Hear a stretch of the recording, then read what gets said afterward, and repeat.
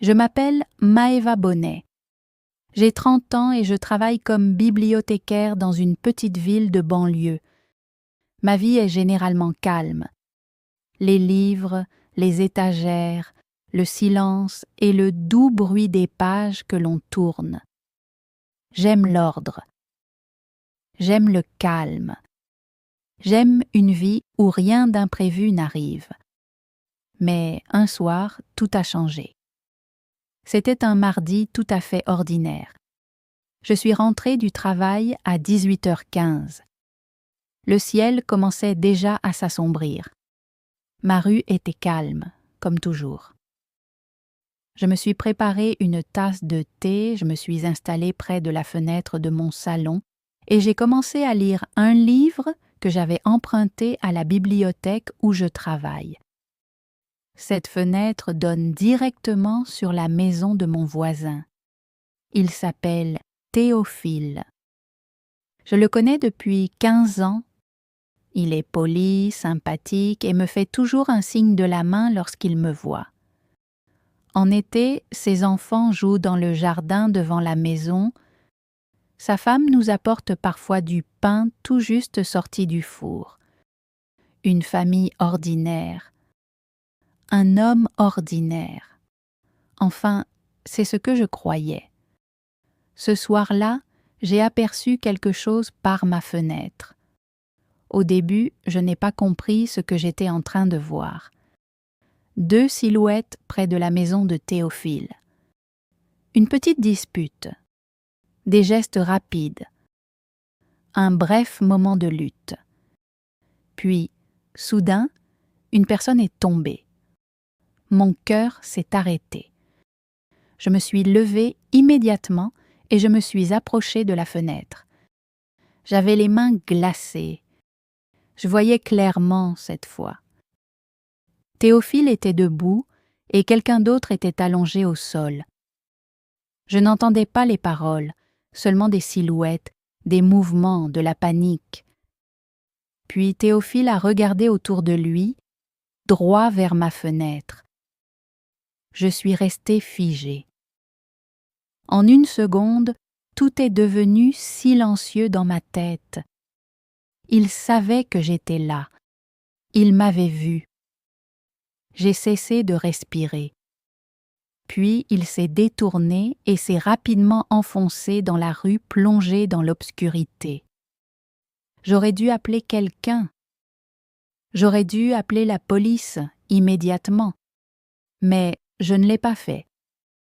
Parce que j'avais reconnu l'autre homme qui se trouvait là avant que tout n'arrive. À cet instant, mon monde s'est divisé en 2. Une partie de moi disait « appelle à l'aide, fais ce qu'il faut ».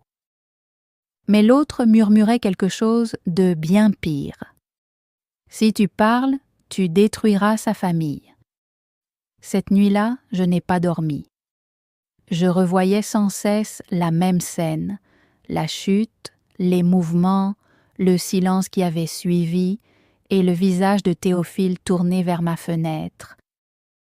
Le lendemain matin, des voitures de police sont arrivées dans notre rue. 2 policiers frappaient aux portes et posaient des questions, avec calme mais gravité. Quand ils sont arrivés chez moi, j'ai ouvert la porte avec les mains tremblantes. « Avez-vous vu quelque chose la nuit dernière ?» m'a demandé l'un des policiers. Mon cœur battait si fort que j'avais l'impression qu'il allait sortir de ma poitrine. Je l'ai regardé. Puis j'ai pensé à Théophile, à ses enfants, à sa femme. J'ai pensé à l'homme que j'avais vu allongé sur le sol.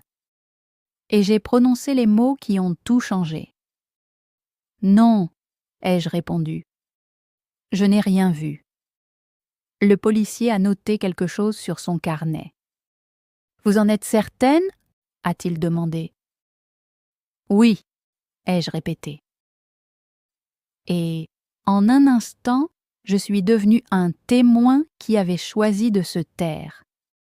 Après leur départ, j'ai refermé la porte lentement. Mes mains tremblaient. Je me répétais que ce n'était que de la peur, seulement de la confusion, juste un moment de faiblesse. Mais au fond de moi, je connaissais déjà la vérité. J'avais choisi le silence. Et le silence n'est jamais vide. Il commence à grandir. Ce soir-là, alors que j'étais seule dans mon salon, j'ai remarqué une information aux actualités. Un homme avait été arrêté. Ce n'était pas Théophile. C'était quelqu'un d'autre. Quelqu'un d'innocent. En regardant l'écran, ma gorge s'est serrée. Parce que je savais que j'avais vu la vérité et que je n'avais pas prononcé un seul mot. À présent, je n'étais plus seulement un témoin. J'étais devenue une partie de cette histoire. Et je n'avais pas encore la moindre idée du poids que cela allait représenter. Le lendemain matin, après avoir vu ce reportage, je me suis réveillée plus tôt que d'habitude. Mais je ne me sentais pas reposée. Je me sentais prisonnière. La maison était beaucoup trop silencieuse. Même le tic-tac de l'horloge semblait plus fort que d'habitude. Je me suis préparé une tasse de thé, mais je ne l'ai pas bu. Mes mains n'arrêtaient pas de trembler sans raison apparente. Je n'arrêtais pas de penser à l'homme qui avait été arrêté. Son visage est de nouveau apparu à la télévision ce matin-là. Il avait l'air perdu, effrayé. Il répétait sans cesse « Je n'ai rien fait ». J'ai éteint la télévision rapidement parce que je ne pouvais plus écouter. Au travail, j'ai essayé de me comporter normalement. J'ai rangé des livres sur les étagères. J'ai souri aux visiteurs. J'ai répondu à de petites questions, mais au fond de moi, je n'étais plus vraiment là. Chaque bruit me rappelait cette nuit-là. Chaque porte qui s'ouvrait me faisait revoir Théophile s'éloigner. Chaque ombre près de la fenêtre me nouait l'estomac. Vers midi, ma responsable m'a posé une question toute simple. « Maëva, est-ce que tu te sens bien aujourd'hui ?» J'ai hoché la tête un peu trop vite. « Oui, je suis juste fatiguée. » Mais je n'étais pas fatiguée. Je me brisais lentement. Ce soir-là, en rentrant chez moi, j'ai évité la fenêtre. Je ne voulais plus la regarder. Pourtant, je la voyais encore dans mon esprit. Ce même angle, ce même instant, ce même choix. Je me suis assise sur mon canapé et j'ai essayé de lire, mais les mots ne restaient pas dans ma tête. Puis mon téléphone a sonné. Numéro inconnu. Mon cœur a fait un bond. J'ai répondu. « Allô ?» Une voix d'homme. « Ici, le détective Octave.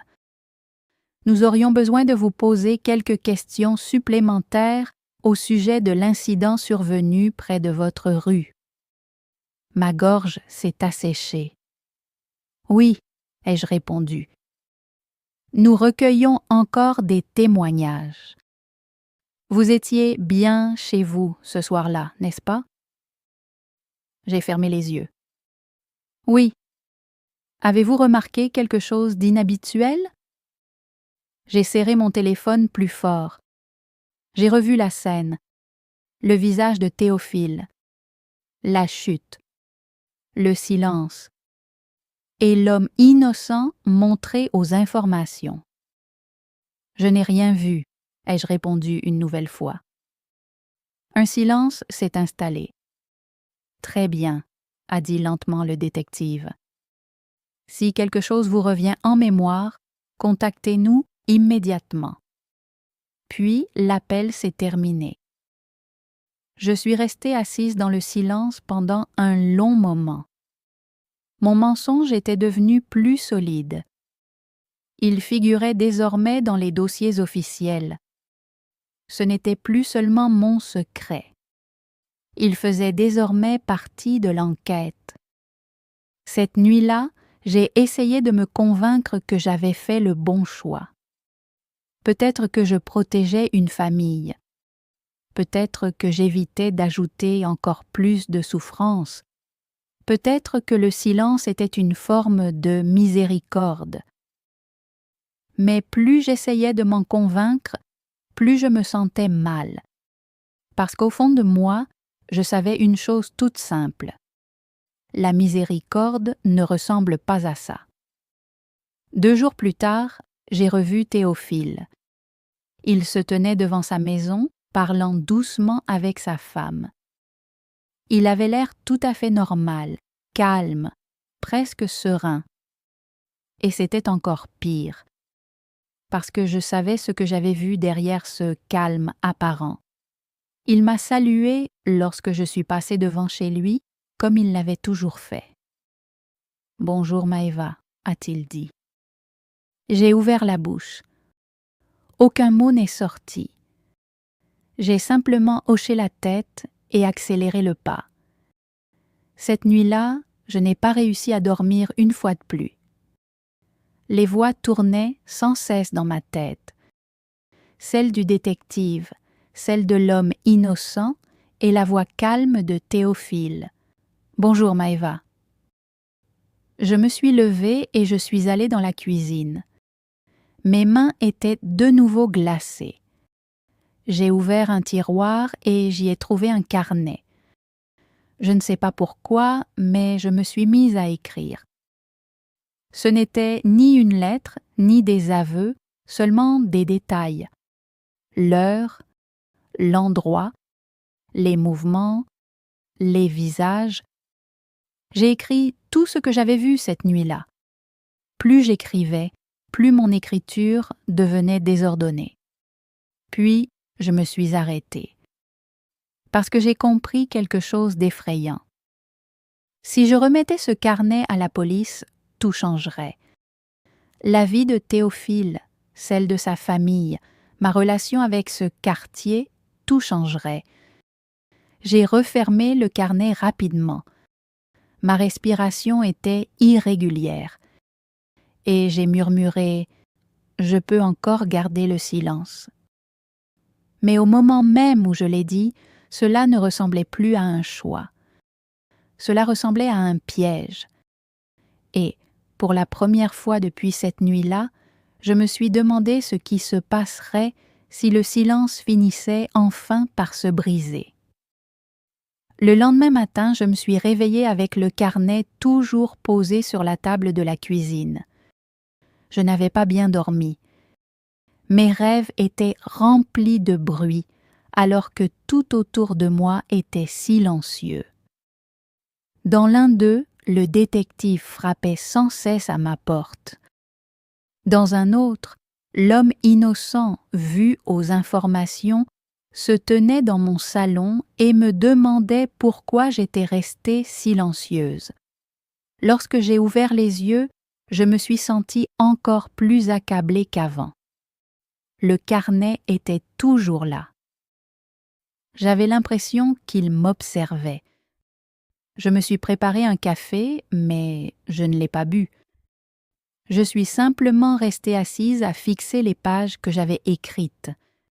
Chaque détail était clair, trop clair. Ma mémoire ne s'était pas estompée. Au contraire, elle était devenue encore plus précise. Et cela me faisait peur, parce que je savais ce que cela signifiait.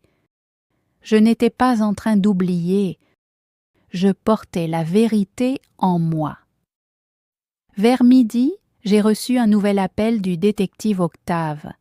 « Maëva, nous avons besoin que vous veniez faire une déposition officielle, » m'a-t-il dit. Mon cœur s'est serré. « Une déposition officielle ?» ai-je répété. « Oui, c'est une procédure habituelle. Vous êtes l'une des habitantes les plus proches du lieu de l'incident. » J'ai fermé les yeux. Je vous ai déjà dit que je n'avais rien vu. Un silence s'est installé au bout du fil. Venez simplement, a-t-il dit d'une voix calme. S'il vous plaît. Puis, l'appel s'est terminé. Je suis restée longtemps immobile dans ma cuisine. Mes mains tremblaient de nouveau, mais cette fois, c'était différent. Ce n'était plus seulement de la peur, c'était une véritable pression. Cet après-midi-là, je suis repassée devant la maison de Théophile. Il n'était pas dehors, mais les rideaux étaient ouverts. Pendant un instant, je me suis arrêtée. J'ai regardé cette maison que je connaissais depuis 15 ans et j'ai compris quelque chose de douloureux. En réalité, je ne le connaissais pas du tout. Je ne connaissais que la version de lui qui existait les jours ordinaires. Celle qui souriait, celle qui saluait les voisins, pas celle que j'avais vue cette nuit-là. Ma poitrine était oppressée. J'ai accéléré le pas sans me retourner.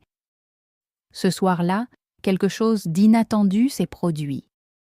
On a frappé à ma porte. 3 coups secs. Je suis restée figée. Lentement, je me suis approchée de la porte. En regardant par le Judas, j'ai revu le détective Octave. Mais cette fois, il n'était pas seul. Théophile se tenait derrière lui. Mon souffle s'est arrêté. Je n'ai pas ouvert la porte tout de suite.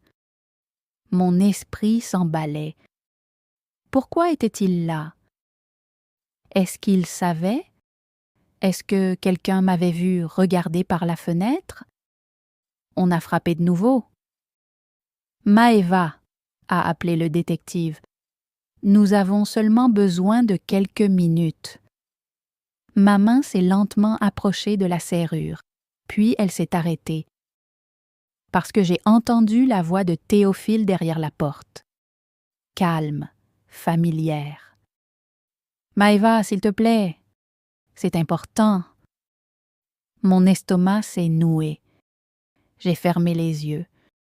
Je sentais que tout s'effondrait en même temps. Si j'ouvrais la porte, je ne pourrais plus revenir en arrière. Si je continuais à me taire, je ne pourrais jamais échapper à ce que je savais déjà. Mon cœur battait si fort que j'avais l'impression qu'il allait traverser ma poitrine. Puis, il y a eu un autre coup à la porte.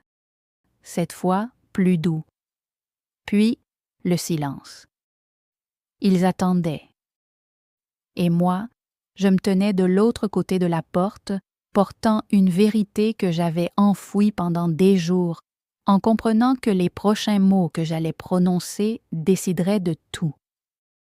Je suis restée immobile devant la porte. Ma main était toujours posée sur la serrure, mais je n'arrivais pas à la tourner. Dehors, tout était silencieux. Plus aucun coup à la porte. Plus aucune voix. Seulement l'attente. Je savais qu'ils étaient toujours là. Et je savais que je ne pouvais plus éviter ce moment. J'ai pris une profonde inspiration. Puis j'ai ouvert la porte. L'air froid de l'extérieur a immédiatement effleuré mon visage. Le détective Octave se tenait devant moi, calme mais grave. Théophile était un peu en retrait, son visage impassible. « Maëva, » dit doucement le détective, « merci d'avoir ouvert la porte. » J'ai hoché la tête, mais aucun mot ne sortait de ma bouche. Un long silence s'est installé. Puis Théophile m'a regardé. « Maëva, » a-t-il répété d'une voix calme, « nous avons simplement besoin de la vérité. » Ce mot m'a frappé bien plus fort que je ne l'aurais imaginé. La vérité. Ma gorge s'est serrée. Le détective a poursuivi. « Nous savons que vous étiez chez vous cette nuit-là. Votre fenêtre donne directement sur les lieux. Nous avons seulement besoin que vous nous confirmiez ce que vous avez vu. » Mon cœur battait si vite que je pouvais à peine réfléchir. Je n'entendais plus que ma propre respiration. J'ai regardé Théophile, l'homme que je connaissais depuis 15 ans, l'homme que j'avais vu cette nuit-là, l'homme que j'avais protégé par mon silence. Et à cet instant, j'ai compris une chose avec une parfaite clarté. Le silence ne protège pas la vérité. Il ne fait que la retarder. Mes mains tremblaient. Ai-je commencé? Ma voix s'est brisée. J'ai essayé une seconde fois. Je l'ai vu. Ces mots étaient presque un murmure. Pourtant, à cet instant précis, ils ont tout changé. Le visage de Théophile est resté immobile pendant un instant, mais le détective est immédiatement devenu plus attentif. « Racontez-moi tout », a-t-il dit. Et c'est ce que j'ai fait. Pas d'un seul coup, mais lentement, douloureusement. J'ai raconté cette nuit-là la fenêtre, les mouvements, la chute et l'instant où Théophile a tourné son regard vers moi. Ma voix se brisait sans cesse, mais je ne me suis pas arrêtée. Parce que m'arrêter aurait signifié revenir en arrière. Et je ne pouvais plus revenir en arrière. Lorsque j'ai terminé, le silence est revenu. Mais c'était un silence différent cette fois. Un silence lourd, un silence bien réel. Théophile a reculé légèrement. Son visage était devenu pâle. « Je n'ai pas... » a-t-il commencé avant de s'interrompre. Le détective a levé la main. « Nous allons nous occuper de cette affaire comme il se doit. » Et, à partir de cet instant, tout a commencé à avancer. Quelques jours plus tard, j'ai de nouveau fait une déposition complète. Cette fois, je n'ai pas menti. L'homme innocent que j'avais vu aux informations a été libéré. J'ai revu sa photo quelque temps plus tard.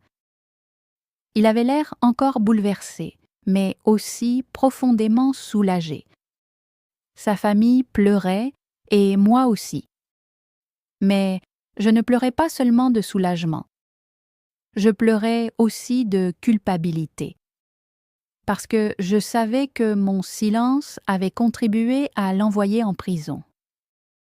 L'enquête concernant Théophile a suivi son cours. Je ne sais pas tout ce qui s'est passé par la suite. Et au fond, je ne voulais pas connaître chaque détail. Mais j'ai compris une chose.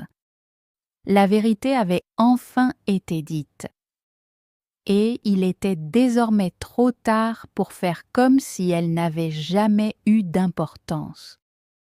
Les semaines ont passé. La rue est redevenue calme, mais d'une manière différente. J'évitais de passer devant la maison de Théophile. J'avais cessé de m'asseoir près de la fenêtre. Non pas parce que j'avais peur de voir quelque chose, mais parce que j'en avais déjà trop vu. Un soir, je me suis retrouvée seule avec mon carnet, le même dans lequel j'avais écrit quelques jours plus tôt. Je l'ai ouvert lentement. Chaque page semblait plus lourde qu'avant, mais je ne l'ai pas refermé. À la place, j'ai écrit une dernière phrase à la fin. Je suis restée silencieuse et cela a tout changé. Puis, j'ai refermé le carnet. Non pas pour le cacher, mais pour accepter la vérité. Maintenant, prenons un instant pour réfléchir à la morale de cette histoire. Le silence peut sembler rassurant sur le moment, mais la vérité finit toujours par revenir. Et lorsqu'elle revient, elle exige d'être entendue. Ne rien faire est aussi un choix, et parfois, ce choix entraîne des conséquences que nous ne pouvons plus contrôler. Merci d'avoir écouté cette histoire émouvante. Dites-moi maintenant dans les commentaires, seriez-vous resté silencieux ou auriez-vous dit la vérité?